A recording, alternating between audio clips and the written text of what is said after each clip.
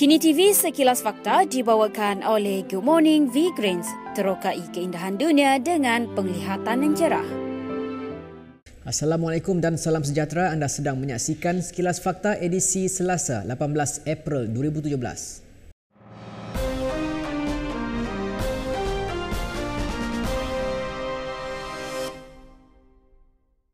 Naib Presiden PKR Rafizi Ramli mempersoalkan siapa 17 individu yang didakwa menerima dana berkaitan dengan SRC International Sdn Bhd bekas anak syarikat WMDB. Katanya dakwaan itu berdasarkan dokumen yang dipaparkan oleh Peguam Negara Tan Sri Muhammad Apandi Ali ketika beliau membersihkan Perdana Menteri Datuk Seri Najib Razak daripada sebarang salah laku pada Januari tahun lalu. Ini tiga-tiga ialah akaun peribadi Datuk Seri Najib dan daripada akaun ini, dan ini adalah dokumen rasmi daripada Peguam Negara, secara jelas ditunjukkan bahawa ia akhirnya dibayar kepada 17 orang penerima dan daripada jumlah itu 17 orang ini bayaran sebanyak 23,520,010 ringgit, ya. Jadi saya nak tumpu kerana saya nak tahu siapa 17 orang yang menerima dana ini. Untuk apa mereka menerima dana ini? Kenapa mereka menerima dana ini dari Datuk Seri Najib sendiri? Kenapa Datuk Seri Najib mengambil wang dari syarikat yang meminjam dari wang pensyen rakyat untuk dibayar kepada 17 orang pihak ketiga ini? Mahkamah Magistrat Putrajaya hari ini membenarkan permohonan tahanan ke atas Ketua Pemuda PKR Ampang Datuk Adam Rosli dilanjutkan selama 4 hari lagi bagi membantu siasatan berhubung dakwaan kekayaan luar biasa yang dimilikinya. Magistrat Ning Isfahani Tasnim Wan Abdul Rahman membenarkan permohonan Suruhanjaya Pencegahan Rasuah Malaysia SPRM untuk melanjutkan tempoh reman Adam yang bermula esok hingga Sabtu ini. Beliau direman selama 5 hari bermula 14 April lalu bagi membantu siasatan mengikut Seksyen 4-1 Akta Pencegahan Pengubahan Wang Haram, Pencegahan Pembiayaan Keganasan dan Hasil daripada Aktiviti Haram 2001.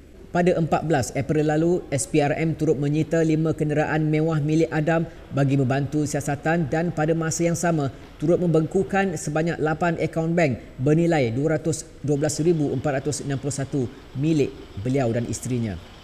Beliau pada November tahun lalu menjadi perhatian apabila didedahkan memiliki kekayaan dianggap luar biasa oleh Ketua UMNO Sungai Besar Datuk Seri Jamal Mat Yunus. Timbalan Perdana Menteri Datuk Seri Ahmad Zahid Hamidi mengesahkan pendakwah terkenal Dr. Zakir Naik memiliki taraf pemasutin tetap di Malaysia. Menurut Ahmad Zahid, Zakir menerima status PR itu sejak kira-kira 5 tahun lalu. Bercakap kepada media di Putrajaya, Ahmad Zahid berkata Zakir yang dikehendaki pihak berkuasa India atas beberapa tuduhan jenayah diberikan taraf PR itu lebih 5 tahun lalu, iaitu sebelum beliau menjadi Menteri Dalam Negeri. Ahmad Zahid ditanya mengenai status Zakir selepas tokoh terbabit mendakwa beliau sedia dibicarakan atas tuduhan pihak berkuasa India jika ia dijalankan di lokasi berkecuali. Ahmad Zahid berkata Malaysia tidak boleh menyiasat Zakir, namun negara lain yang mempunyai hubungan dan perjanjian dengan kerajaan negara ini boleh menggunakan kaedah memohon bantuan perundangan bersama MLA. Mahkamah Tinggi Kuala Lumpur menetapkan 2 Mei ini untuk menyampaikan keputusan berhubung kes seorang pelajar sarjana Siti Nur Aisyah Atan yang didakwa memiliki 12 buku yang berkaitan dengan kumpulan militan IS. Pesuruhjaya Kehakiman Datuk Muhammad Sharif Abu Samad membuat keputusan itu selepas mendengar hujah daripada pihak pembelaan dan pendakwaan. Oleh itu, mahkamah menetapkan 2 Mei untuk menyampaikan keputusan. Pada September tahun lalu, Siti Aisyah 29 tahun dibebaskan oleh Sharif daripada pertuduhan itu, tetapi ini membawa kepada penangkapannya di bawah Akta Pencegahan Jenayah Poka 1959 di mana beliau ditahan selama 60 hari. Peguam bekas pelajar itu Muhammad Kamal Zaman A. Wahab memberitahu mahkamah bahawa anak guamnya tidak tahu bahawa buku-buku itu berkaitan dengan IS dan memerlukan untuk tujuan penyelidikannya. Beberapa keping gambar memaparkan Menteri Besar Pahang Datuk Seri Adelan Yaakob menaiki basikal untuk pulang ke rumahnya di Kuantan. Difahamkan Adnan pulang selepas menghadiri sidang Don Pahang sambil diiringi pengiring polis untuk ke rumahnya. Hari ini merupakan hari jadinya ke-67 tahun. Gambar-gambar tersebut dimuat naik seorang pengguna Facebook, Yusman Zahari Zakaria. Tinjauan komen netizen mendapati ada yang memuji usaha Adnan menaiki basikal ke tempat kerja, namun ada juga yang menyalahkannya kerana menyebabkan kesesakan lalu lintas.